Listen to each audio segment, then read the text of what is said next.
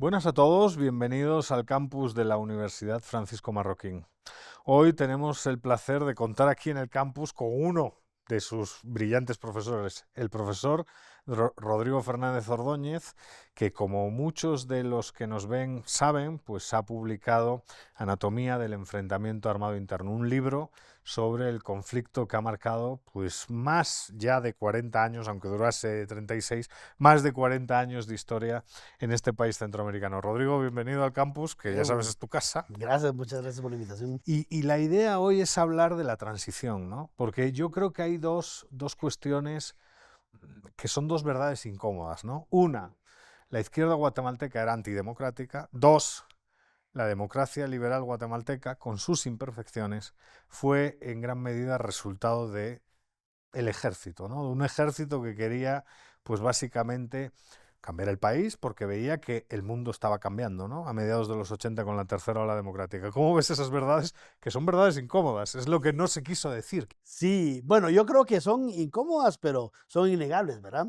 La guerrilla guatemalteca desde el principio, su opción, digamos, de lucha, su plan, si es que tuvieran algún plan, porque yo no he encontrado nunca qué iban a hacer si ganaban la revolución, era un pensamiento enfocado a destruir la democracia, según ellos, para reformular, ¿verdad?, todas las estructuras económicas políticas y sociales del país, pero era profundamente antidemocrático y totalitario. Es decir, la referencia de modo de reformular este Estado, que lo consideraban burgués, ¿verdad? Y cooptado por las esferas altas de la sociedad, era un modelo pues calcado de Cuba, ¿verdad? Yo creo que el triunfo de Fidel Castro en Cuba va a ser definitivo en cómo se va a repensar, digamos, Guatemala, cómo le van a dar interpretaciones, por ejemplo,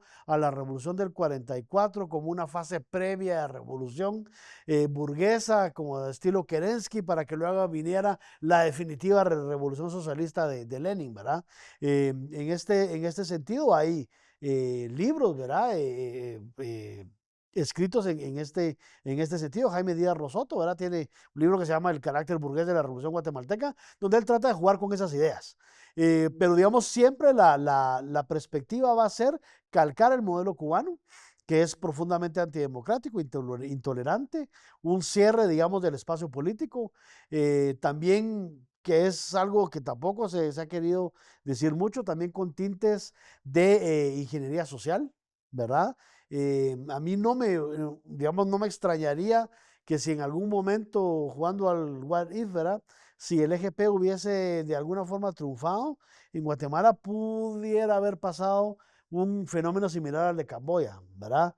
Es decir, movilización de la sociedad urbana al campo. Y bueno, en Cuba pasó, ¿verdad? Con la zafra de los no sé cuántos millones, ¿verdad? Ese tipo de movilizaciones se hubieran visto, y esto era solo, digamos, posible si el sistema era totalitario.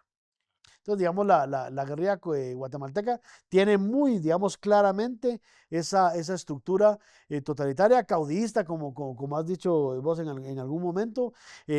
Los comandantes guerrilleros eran realmente los dueños del movimiento, ¿verdad? El Gaspar Iloma era el dueño de la ORPA. Hasta cierto punto, Rolando Morán es el dueño del EGP. Es decir, no eran lugares de discusión, no eran lugares de intercambio de ideas, sino era un proyecto donde vos te unías al club ¿verdad? Y aceptabas todas las condiciones.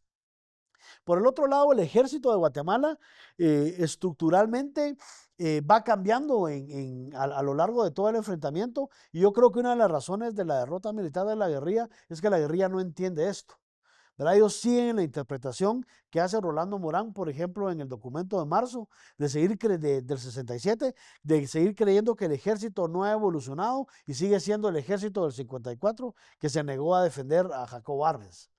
Ya para 1967 el ejército de Guatemala ha pasado por un gran proceso, digamos, de reformulación, ha adoptado la doctrina de la contrainsurgencia, aunado con trabajos de acción cívica. El ejército de Guatemala ya no es un ejército mal equipado, ya no es un ejército mal entrenado, todo lo contrario. Y eso, digamos, va a definir también cómo, también influidos por el triunfo de otra revolución, en este caso de la sandinista, la guerrilla lanza la ofensiva de 1980 y se topa con un ejército que tiene unas capacidades militares completamente distintas, ¿verdad? El ejército también, digamos, en algún momento tenía un proyecto político, ¿verdad? Reflejado en el PID, en el Partido Institucional Democrático, que quería, digamos, como representar los intereses del ejército en la vida política guatemalteca. Interviene directamente en la democracia guatemalteca, imponiendo a sus candidatos en 3 ocasiones. Y la tercera que hacen en 1982, como que ahí ya el ejército se da cuenta que se sigue actuando de esa forma, ¿verdad? Imponiendo a Shell Augeru, imponiendo a Lucas García y ahora imponiendo a Aníbal Guevara, sí están hasta cierto punto confirmando las críticas que la democracia hace a la guerrilla. Entonces ya se reformula el ejército en el sentido de despegarse del ejercicio del poder, de buscar de alguna forma una transición política hacia unas nuevas condiciones de una Guatemala que, como vos decías, ¿verdad? Estaba en una coyuntura donde todo estaba cambiando, ¿verdad? La Argentina ya había votado por Raúl Alfonsín, Uruguay había regresado también, ¿verdad? A la democracia. Guatemala es parte de ese movimiento y el ejército entiende que es necesario, para triunfar militarmente sobre la guerrilla, separarse del ejercicio del poder. Sí, es muy interesante porque al final, claro, no es una excepción, pero cada uno tiene su camino, ¿no? O sea, no es lo mismo Brasil que Argentina. Brasil 85, Constitución en el 88, un poco después que Guate. ¿Qué papel tiene, por ejemplo, en dónde pones, por ejemplo, al general Gramajo, ¿no? Que quizás merezca un trabajo a futuro, ¿no? Sí, el general Gramajo, digamos, va a ser uno de esos oficiales jóvenes que está destacado en el interior del país, está combatiendo a la guerrilla, y yo me atrevería a decir que él y, por ejemplo, el coronel Ricardo Méndez Ruiz son de los que empiezan a detectar que la guerrilla está, digamos, explotando de una forma muy eficiente el discurso en contra de la democracia porque está cooptada por los militares. También es cierto, digamos, que dentro de la estructura del ejército hay un divorcio entre los oficiales que están combatiendo en la montaña y los que dirigen la guerra sentados en sus escritorios en las bases militares. Entonces hay digamos, una inquietud muy profunda en la oficialidad, que digamos que Gramajo podría, el general Alejandro Gramajo podría, digamos, representar muy claramente de que no están cómodos en esa forma de hacer la guerra, que no se sienten escuchados por los altos oficiales, porque los altos oficiales están pensando en robarse las elecciones y no en combatir la guerra realmente, y ellos son los que están poniendo el cuero y los muertos.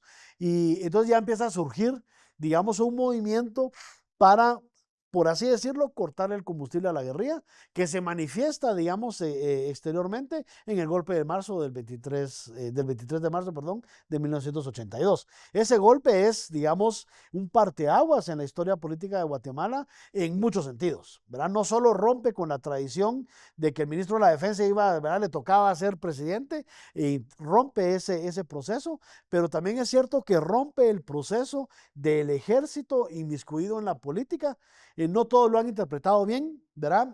Siempre se han interpretado tendenciosamente, porque el problema es que la idea del ejército o del golpe de Estado del 23 de marzo del 82 es que la oficialidad joven quiere recuperar el control del ejército como institución y alejarse de la política.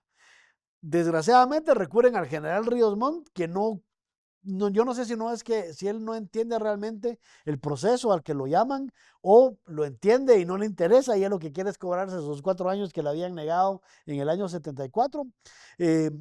Pero él, digamos, como que le va a tratar de poner el palo a la llanta de la bicicleta, ¿verdad? Para hacer fracasar ese modelo. Y por eso es que un año y medio después, bueno, 1000 días después, le dan, ¿verdad? El relevo institucional, que no es un golpe de Estado, según afirmaba Oscar Humberto Mejía de Víctores, que es el que lo sucede, sino que es simplemente la insistencia en la formulación del plan de transición.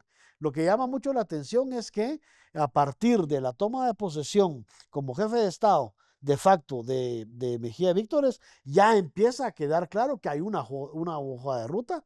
Ya hay, digamos, Echeverría Bielman, está también el ingeniero Amílcar Burgos, que son los que hacen ya toda esa transición, porque lo que también hay que decir es que el ejército guatemalteco entiende que los procesos de transición deben ser lentos, ¿verdad? No es una democratización a la loca, es decir, se toman el tiempo para formularlo. El gobierno de facto de Mejía Víctores es llevar al niño de la mano hasta la Asamblea Nacional Constituyente. Claro, claro. Bueno, pues con esta reflexión final, que es una reflexión muy interesante y que intenta hilar ese viaje hacia la democracia de Guatemala, nos despedimos. Muchas gracias, Rodrigo, y hasta la próxima para A todos ti, Edu, y ustedes. muchas gracias. A la próxima.